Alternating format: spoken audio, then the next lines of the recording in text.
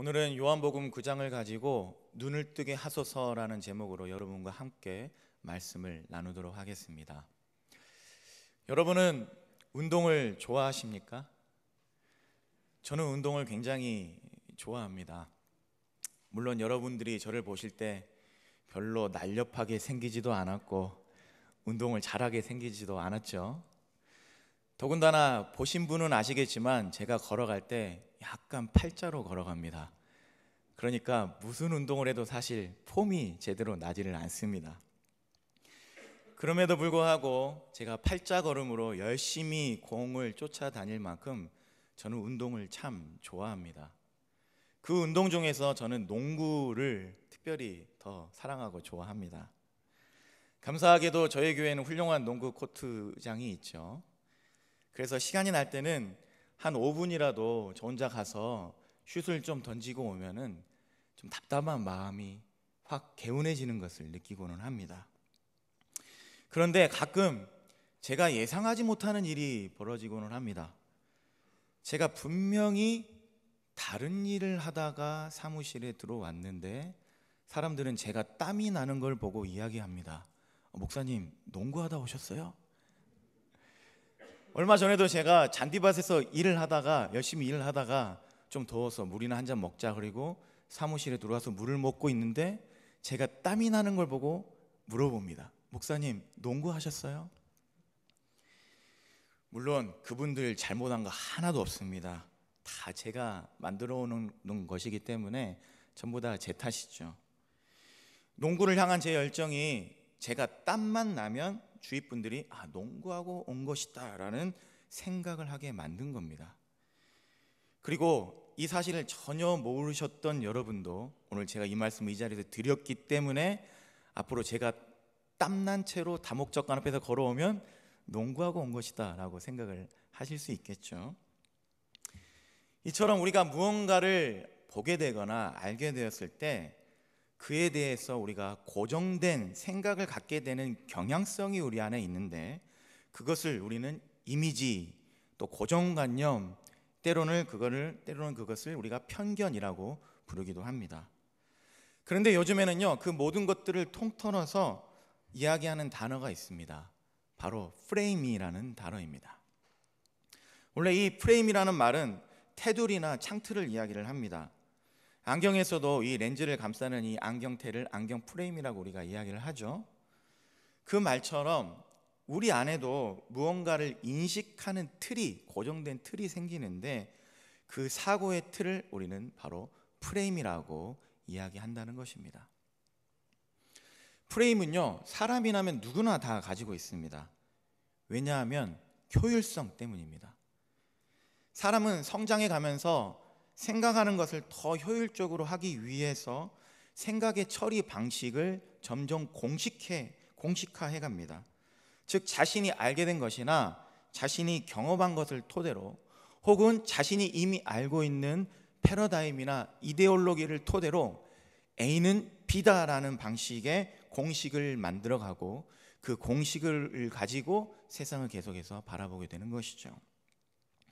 그래서 이 프레임은요 때로는 아주 복잡한 일도 굉장히 쉽게 이해하게 우리를 도와줍니다. 프레임에 딱 맞는 상황이라면 더 들여다볼 필요도 없는 것이죠. 아주 빠른 판단과 아주 빠른 파악을 할 수 있도록 그래서 척하면 척인 아주 능률적인 사람으로 우리를 만들어주고는 합니다. 그러나 때로는 반대로 이 프레임이 우리를 오해하게도 만들어 갑니다. 우리 안에 고정된 생각이 이것을 무언가 다른 것으로 보게도 만들고 봐야 할 것을 보지 못하게도 만들고 이게 부정적인 게 아닌데 부정적인 것으로 보게도 만듭니다. 예를 들어 여러분 여기 물이 한 컵 있다고 생각을 해보십시오. 투명한 유리컵에 물이 반절 정도 담겨있는 컵을 볼 때 어떤 분들은 물이 절반이나 남았네 라고 생각하는 분들 계시겠지만 어떤 분들은 물이 절반밖에 없구나 라고 생각하는 분들도 계시겠죠. 이처럼 같은 상황도 전혀 이 프레임에 따라서 다르게 보고 다르게 해석할 수 있기 때문에 때로는 프레임은 우리가 심각한 오해를 하도록 만들기도 한다는 것입니다. 그렇다면 우리는 도대체 어떤 프레임으로 세상을 바라보고 있는 것일까요? 우리의 신앙생활과 우리의 삶의 수많은 경험들이 우리 안에 수많은 고정된 프레임을 만들어 왔고, 이미 우리는 그 프레임으로 세상을 바라보고 살아가고 있는데, 과연 우리가 가지고 있는 이 프레임은 정말 성경적이고 정말 하나님이 원하시는 것이 맞을까요? 정말 우리는 하나님이 원하시는 대로 바라보고 해석하고 판단하고 살아가고 있을까요? 아니면 정말 하나님과 상관없는 나만의 프레임, 때로는 지나치게 세속적이고 지나치게 부정적인 프레임으로 세상을 혹은 사람들을 우리는 바라보고 살아가는 건 아닐까요? 어떻게 해야 우리가 가진 프레임의 실체를 알고 그 한계를 넘어서 정말 하나님이 원하시는 대로 보고 해석하고 판단하고 살아갈 수가 있을까요? 오늘 말씀을 통해서 같이 살펴보도록 하겠습니다. 오늘 읽은 요한복음 9장은요, 맹인을 만난 사람들의 이야기가 나옵니다. 요즘에는 시각장애인이라는 표현을 더 많이 사용을 하지만 성경에서는 맹인으로 쓰였고, 또 맹인이라는 말이 시각장애인의 순수한 한자어 표기이기 때문에 오늘은 맹인이라는 단어를 사용하도록 하겠습니다. 오늘 본문은 크게 네 부류의 사람들이 이 맹인을 만납니다. 그런데 그 중에 세 부류의 사람들은 굉장히 비슷한 반응을 보이게 됩니다. 먼저는 예수님의 제자들입니다. 제자들이 예수님과 함께 길을 가다가 이 맹인을 처음 만나게 되었습니다. 그러자 대뜸 다른 것을 하지 않고 예수님께 질문을 먼저 합니다. 그 질문이 무엇인지 오늘의 본문 9장 2절을 다 함께 읽도록 하겠습니다. 제자들이 물어 이르되 랍비여, 이 사람이 맹인으로 난 것이 누구의 죄로 인함이니까? 자기니까 그의 부모니까? 자, 말씀을 보시면 제자들이 맹인을 보고 뭐라고 이야기를 먼저 합니까? 이 사람이 맹인이 된 게 누구의 죄 때문입니까? 자기의 죄 때문입니까? 부모의 죄 때문입니까? 라고 지금 물어보고 있죠. 즉 맹인을 보고 뭐를 먼저 떠올리고 있습니까? 죄를 먼저 떠올리고 있습니다. 이것이 당시 유대인들이 가진 일반적인 프레임이었습니다. 유대인들은요, 이 눈이 멀게 되거나 몸에 장애를 가지게 되면 죄의 결과다라는 프레임을 가지고 있었습니다. 그러니 맹인을 보면 먼저 죄라는 단어가 떠올랐던 사람들인 것이죠. 유대인들이었던 이 제자들도 맹인을 보자마자 그래서 죄를 먼저 떠올렸던 것입니다. 그런데 이 맹인의 상황이 좀 달랐죠. 살아가다가 맹인이 된 사람이면 그 사람이 살아가다가 무슨 죄를 저질렀겠구나 싶었을 텐데, 이 사람은 언제부터 맹인이었습니까? 날 때부터 맹인이었습니다. 날 때부터 맹인이었으니까 궁금해진 겁니다. 맹인은 죄인데 그러면은 이 사람은 누구의 죄 때문일까? 엄마의, 부모의 죄 때문일까? 아니면 자기의 죄 때문일까? 누구의 죄 때문일까? 이것이 궁금해진 것입니다. 그 질문에 예수님은 그들이 전혀 예상하지 못한 답을 해주십니다. 그 답이 무엇인지 9장 3절을 같이 읽도록 하겠습니다. 예수께서 대답하시되 이 사람이나 그 부모의 죄로 인한 것이 아니라 그에게서 하나님이 하시는 일을 나타내고자 하심이라. 자, 예수님이 지금 뭐라고 이야기하시죠? 너희들이 생각하는 것처럼 이것은 누구의 죄 때문이 아니라는 겁니다. 그가 가진 장애는 죄의 결과로 인한 저주나 심판이 아니라 뭐라고 이야기를 하신 거죠? 그에게서 하나님이 하시는 일을 나타내고자 하심이라. 즉 하나님의 뜻과 하나님의 계획이 그 사람에게 담겨져 있다라고 지금 말씀하고 계신 겁니다. 아마 제자들은 어리둥절했을 겁니다. 이미 그들이 가지고 있는 그 죄라는 프레임이 너무 강하기 때문에 제대로 이해하지도 못하고 도대체 예수님이 지금 무슨 말씀을 하시나 싶었을 것입니다. 그런 제자들에게 나는 빛이다 라고 예수님이 말씀을 하시더니 예수님은 그때 그 맹인을 고쳐주셨습니다. 땅에 침을 뱉어서 진흙을 인이시더니 그의 눈에 바르시고 말씀하십니다. 실로암 못에 가서 씻으라. 이 말을 듣자 이 맹인은 그대로 실로암으로 향했습니다. 그리고 실로암에서 눈을 씻었는데 정말 그 순간 눈이 뜨이게 된 것입니다. 난생 처음으로 눈을 뜨고 자기의 눈으로 세상을 볼 수 있게 됐던 것이죠. 이때 두 번째 부류의 사람들이 등장을 합니다. 이 사람들은요, 처음부터 이 곁에서 이 기적을 같이 지켜보고 있던 유대인들이었습니다. 그들은 그것을 보고 놀랐습니다.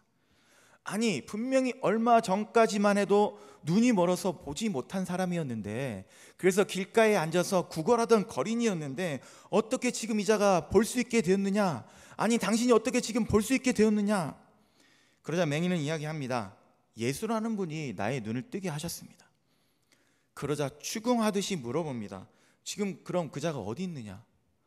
모릅니다. 그랬더니 그때 이 유대인들이 굉장히 이상한 행동을 합니다.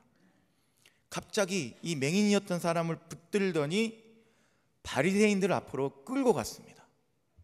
왜 그랬을까요? 그들은 자신의 눈으로 기적을 직접 본 사람들이었습니다. 날 때부터 맹인이었던 자, 그래서 자신들이 다니는 그 길가에서 오랫동안 구걸하며 살았던 자, 그 자가 갑자기 눈을 떠서 앞을 보며 걸어 다니는 것, 그 놀라운 일을 직접 본 사람들이었습니다. 그런데 여러분, 보통 이런 기적을 직접 자신의 눈으로 경험을 하게 되면 어떤 반응을 보이는 게 정상입니까?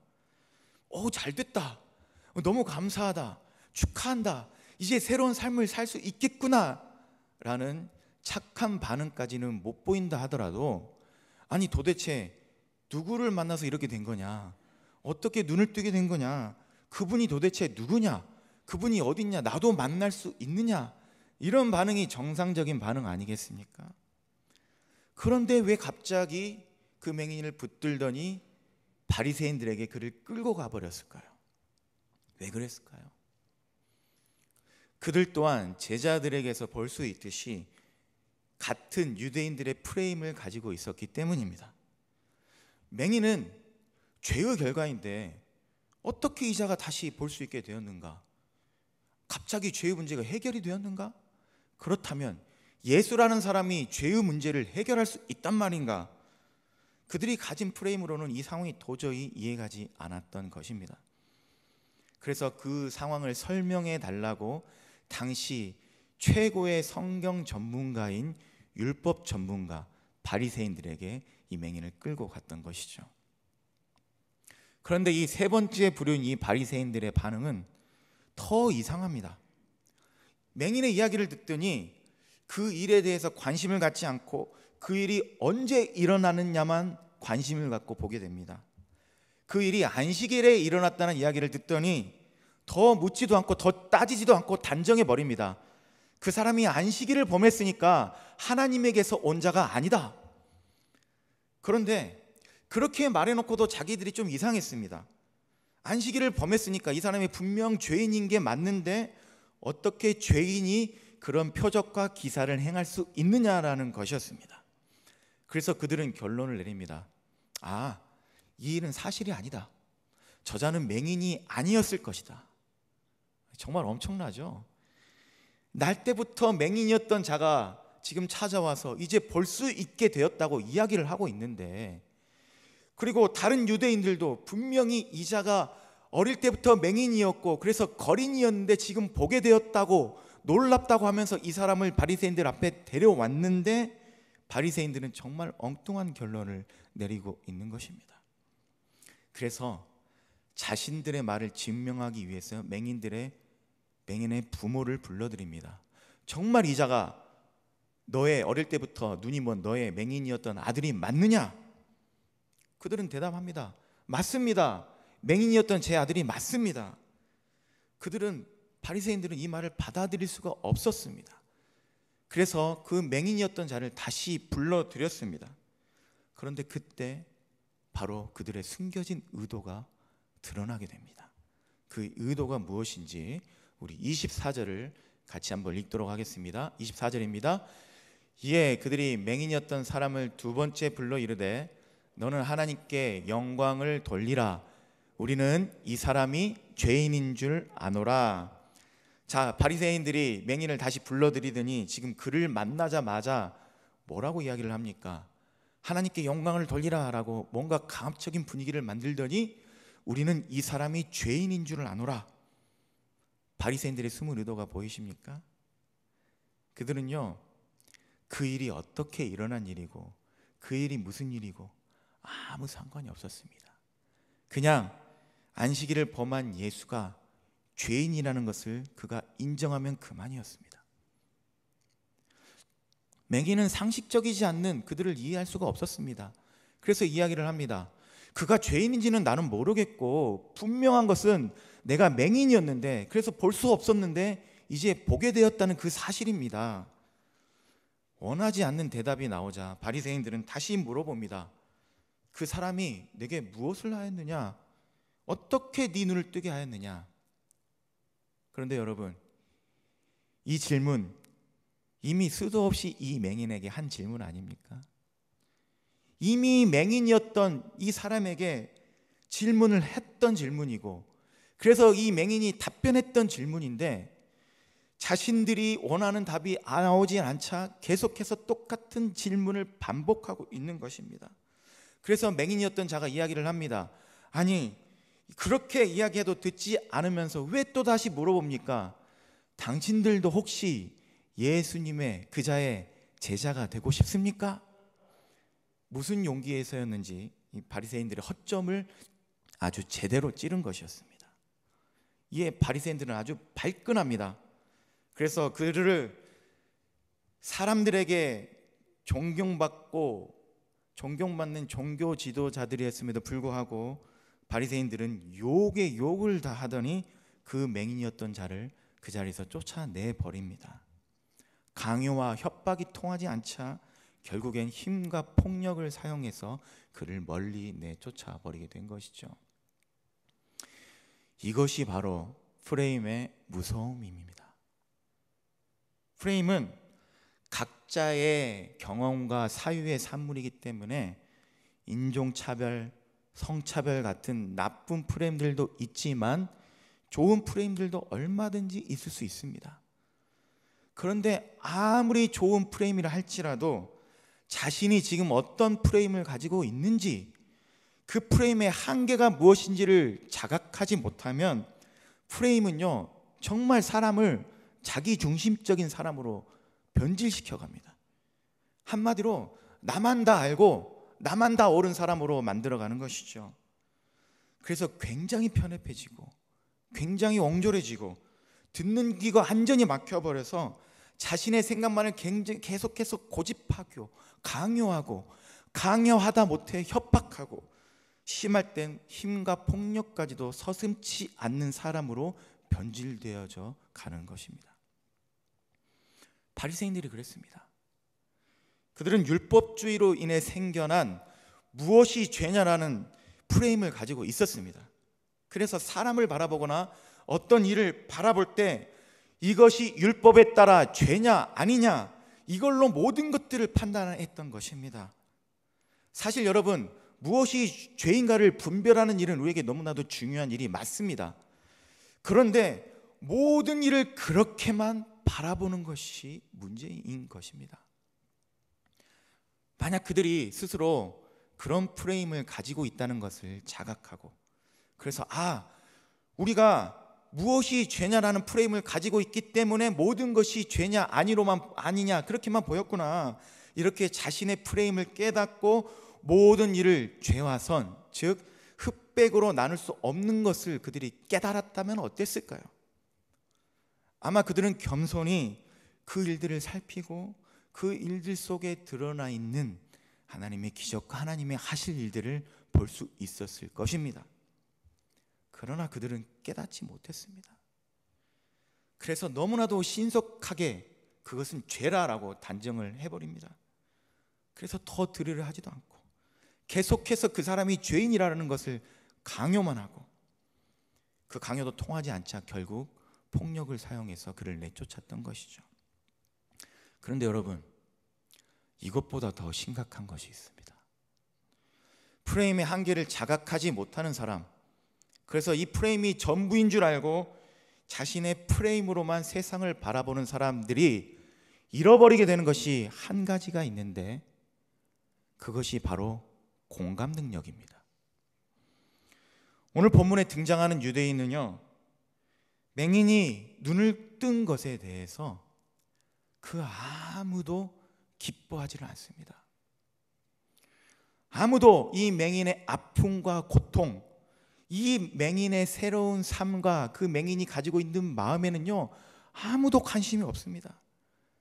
날 때부터 보지 못했던 아이, 세상이 어떤 색인지, 세상이 어떤 모양인지 전혀 알 수 없었던 아이, 그러나 이게 죄의 결과라면서 사람들이 외면해버리고 부모조차도 외면해버려서 어릴 때부터 거린으로 살 수밖에 없었던 불쌍한 이 아이, 그 아이가 이제 성인이 되기는 했지만 여전히 거린으로밖에 살 수 없는 이 절망적인 사람, 그런 사람이 눈을 떴는데, 그런 사람이 이제 사람답게 살 수 있게 되었는데 아무도 기뻐하지를 않습니다.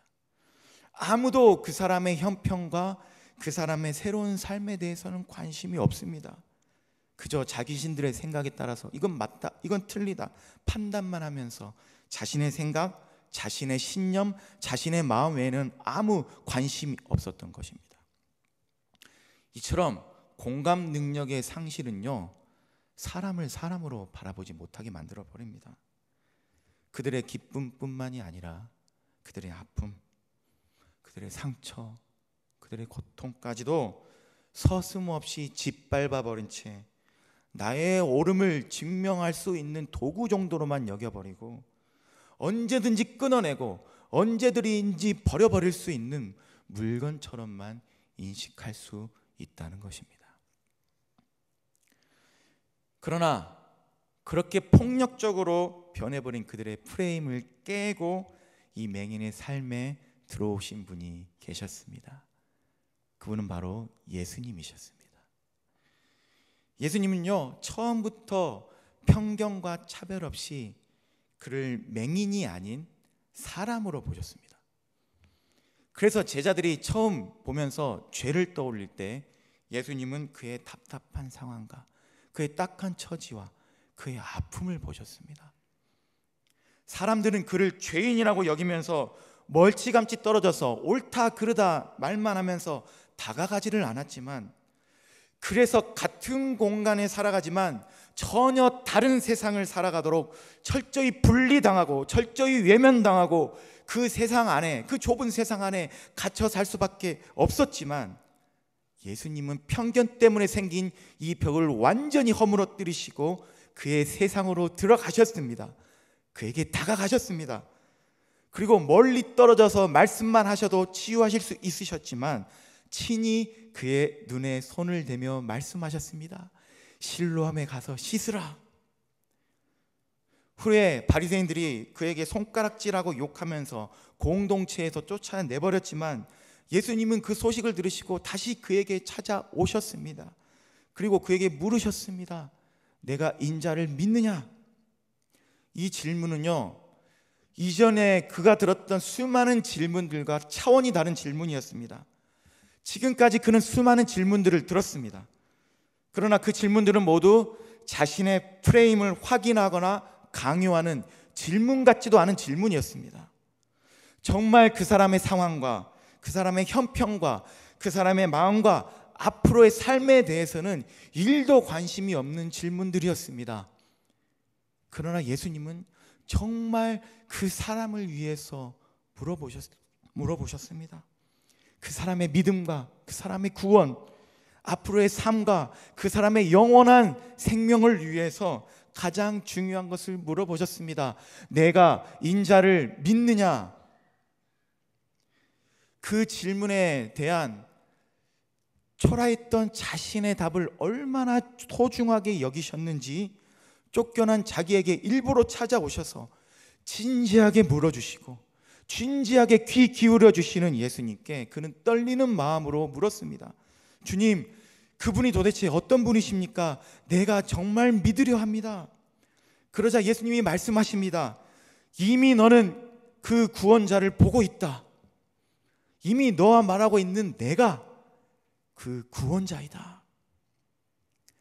그는 그 순간 엎드려 절할 수밖에 없었습니다. 그리고 뜨거운 마음으로 고백할 수밖에 없었습니다. 주님, 내가 믿습니다. 그때 예수님은 오늘 본문에서 우리에게 가장 중요한 말씀을 이렇게 이야기하십니다. 39절을 우리 다 함께 같이 읽어보도록 하겠습니다. 39절입니다. 예수께서 이르시되 내가 심판하러 이 세상에 왔으니 보지 못하는 자들은 보게 하고 보는 자들은 맹인이 되게 하려 함이라 하시니. 자, 말씀을 조금 띄워주시고 보도록 하겠습니다. 예수님은요, 그 사람을 위해서 이 말씀을 하셨습니다. 눈을 떴지만 아무도 기뻐하지 않습니다. 이제 새 삶을 살 수 있었지만 오히려 자신의 공동체에서 축출당하고 쫓겨남을 당하게 되었습니다. 부모조차도 자신들이 출교당할까 봐 무서워서 외면해 버렸습니다. 얼마나 두렵고 얼마나 불안하고 얼마나 낙심했겠습니까? 그래서 내가 잘못된 선택을 한 건 아닌가, 이제 앞으로 어떻게 살아야 하나 혼란스러울 수밖에 없는 그에게 예수님이 찾아오셔서 말씀하신 겁니다. 걱정 말아라. 너의 선택이 옳다. 내가 모든 것을 심판하러 왔다. 그러니 이제 너같이 보지 못했던 자들이 오히려 보게 될 것이고, 본다 말하면서 자기가 원하는 대로만 보는 사람들은 이제 맹인이 되게 하겠다. 즉 그들에게서 네가 심판당한 것 같지만 아니다. 내가 그들을 심판할 것이다. 불안해하는 그 사람을 위해 예수님은 찾아오셨고 그를 구원하셨고 그가 당당하게 살아갈 수 있도록 그를 다시 일으켜 주신 것이었습니다. 즉 그냥 눈을 뜨게 하신 것만이 아니라 그에게 완전한 새로운 삶을 주셨던 것입니다.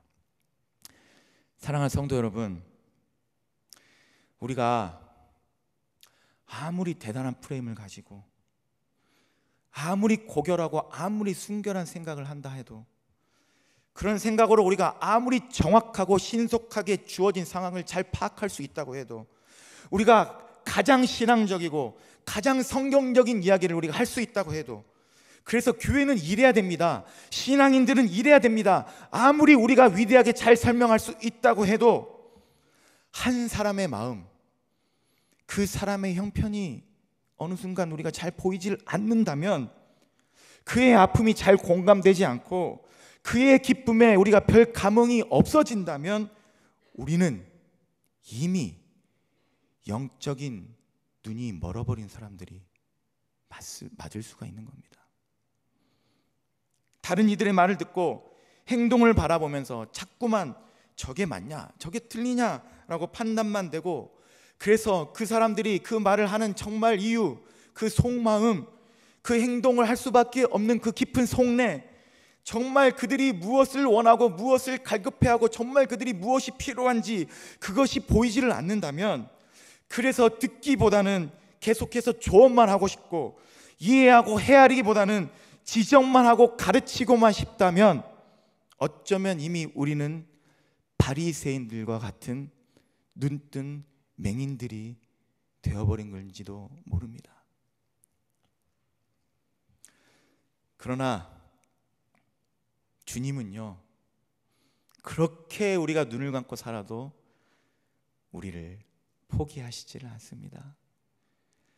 그렇게 내 스스로가 맹인인지도 모르고 다른 이들에게 짐지우고 다른 이들을 정죄하고 판단만 하며 살아도, 그렇게 때로는 내가 모진 말 내뱉으면서 돌이킬 수 없는 상처를 주기도 하고 때로는 그 관계까지도 깨어지게 만들었다 할지라도, 주님은 여전히 우리 곁에 서셔서 그 맹인에게 하셨던 그 말씀을 우리에게도 말씀하십니다. 네가 지금까지 그렇게 눈을 감고 살게 된 것도 누구의 죄 때문이 아니다. 여전히 너의 인생엔 하나님의 하실 일들이 담겨져 있다. 그러니 이제 실로암에 가서 씻으라. 이제는 좀 눈을 뜨고 살아보자. 이제는 나의 눈을 가지고 사람을 좀 사람답게 바라보며 살아가자. 이제는 나의 눈으로 사람들을 바라보면서 좀 사랑하며 살아보자. 그 주님의 말씀 앞에 순종할 수 있는 저와 여러분 되시길 간절히 기원합니다. 말씀을 준비하면서요, 얼마나 제 자신이 부끄러웠는지 모릅니다. 목사가 됐다고 참 많은 말들을 하고 살았고, 참 많은 것들을 판단하고 살아왔는데, 사실은 그들이 아니라 내가 문제였는데, 사실은 그들이 아니라 내가 듣지 못하고 내가 보지 못하는 거였는데, 얼마나 많은 사람들을 쉽게 판단하고 쉽게 정죄하고 살아온 걸까요? 얼마나 많은 사람들에게 이게 신앙이라고 내 신념과 내 신앙을 강요하고 그들을 분리시키고 내쫓으며 살아온 걸까요? 정말 내가 보는 것이 전부인 양 얼마나 많은 사람들에게 상처를 주고도 모르고 살아왔을까요? 이제 다시 겸손하게 주님 앞에 나아가기를 원합니다. 그래서 우리가 무슨 대단한 일을 하거나 대단한 이야기를 하기 전에 그저 내 곁에 있는 그 한 사람, 그 사람에게 우리의 눈을 돌리고 우리의 마음을 쏟을 수 있기를 원합니다. 그 사람의 아픔 더 깊이 들여다보고 그 사람의 기쁨 같은 마음으로 같이 기뻐해 주면서 그 한 사람이 지금 이 순간에는 내 삶의 목적인 것처럼 바라보고 관심하고 사랑하며 살게 되기를 원합니다. 그럴 때 하나님께서 우리의 편견과 아집과 잘못된 프레임들을 벗겨주시고 우리의 눈을 뜨게 하실 줄 믿습니다. 이제는 사람을 사람으로 바라보고 그 사람 안에 담긴 하나님의 하실 일들을 보게 하실 줄 믿습니다. 결국 예수님처럼 살아가며 눈을 뜬 자의 삶뿐만이 아니라 눈을 뜨게 하는 자의 삶까지도 살게 하실 줄 믿습니다. 그 믿음으로 승리하는 저와 여러분 되시길 주님의 이름으로 간절히 기원합니다.